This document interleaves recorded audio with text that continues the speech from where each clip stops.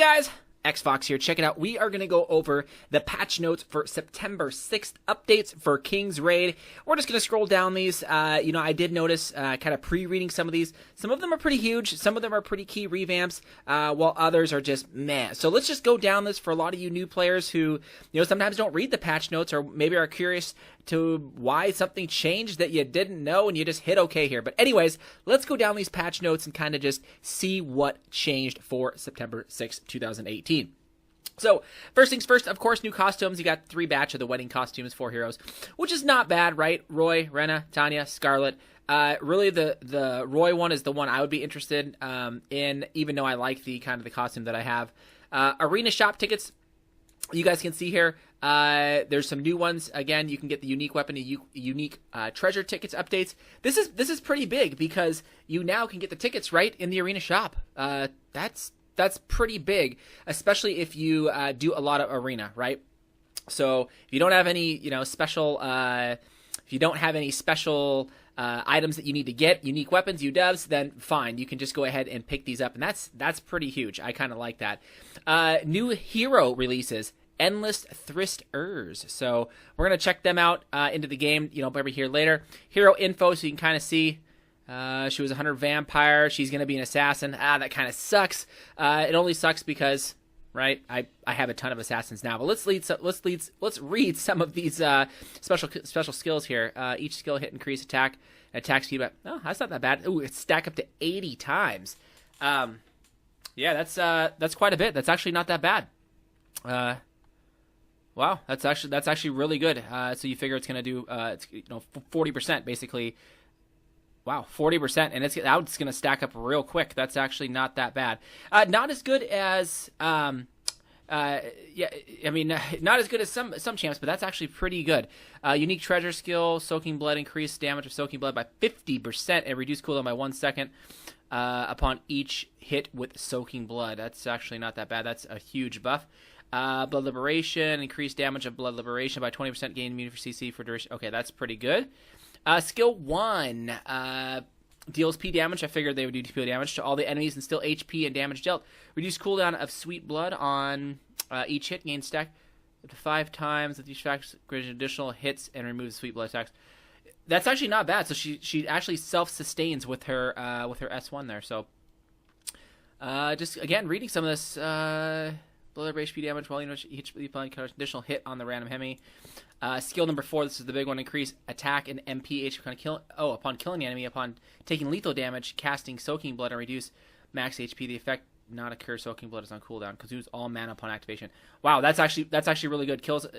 She doesn't seem too bad.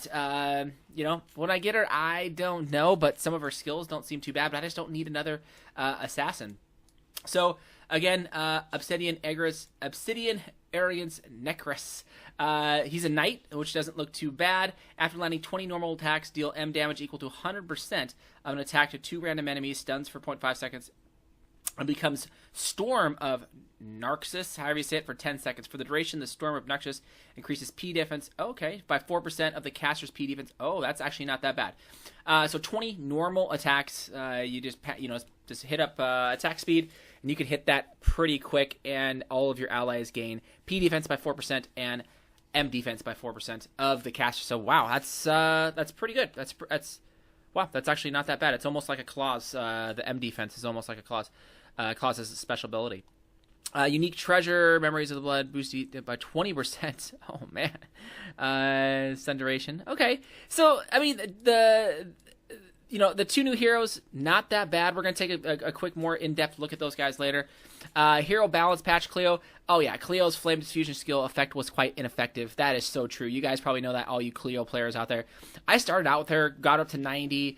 Her diffusion skill was just weak comparison to someone like Nyx, right, who does a lot of M damage. So Yeah. Lackrack, yep. Lackrack has upgraded as MK1, which is good, and he is back. Damage against monsters will be drastic. That's finally, right? You didn't see a lot of him used in PvE, but you see a lot of him used in PvP.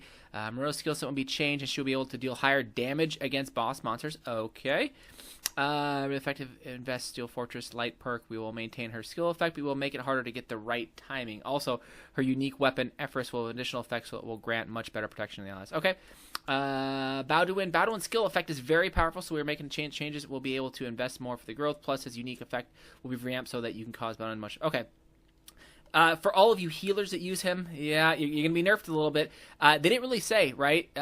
Plus, his unique weapon effect will be revamped. They didn't really say, so yeah. So I see they have this listed twice.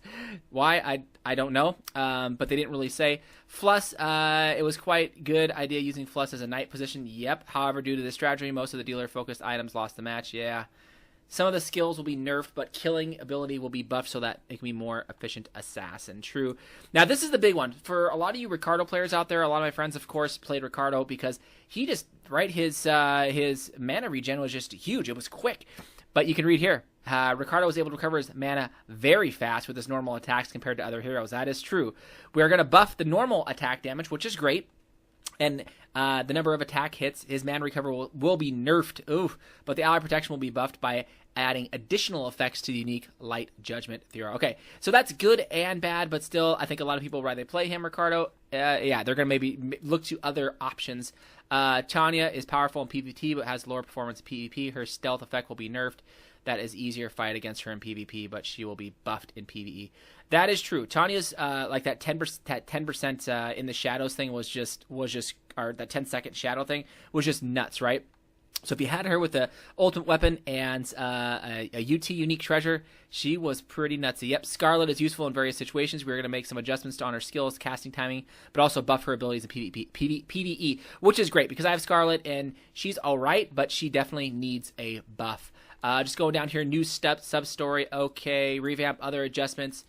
Rumors in the Central Orville. If you follow the recent rumors in Central Orville, you might be able to get something useful for your growth. Okay. Try to visit Central Orville. Click recent rumors. Okay, so it sounds like that's taking over for the summer event that is going on in Central, or was going on in Central Orville. Nerf the amount of obtainable gold for each gold stages. So, okay, well, that's not too bad. Daily, weekly missions clear revamp.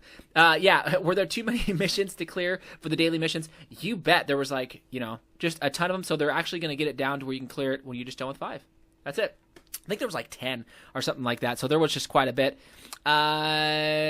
Index revamp, awakening transits clips. Okay, so you can see now and play those the transcendence clips that you see when they're jumping off the walls and things like that and doing those. You can replay those. Another one here that I saw.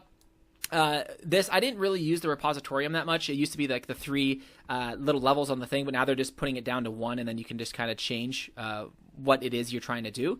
So that's nice. You don't need 3 levels. You just do the 1. League of Honor revamp. This is huge. For a lot of you guys who don't do League of Honor, for me, it was open at a very small window at nighttime, so I can only play it so much.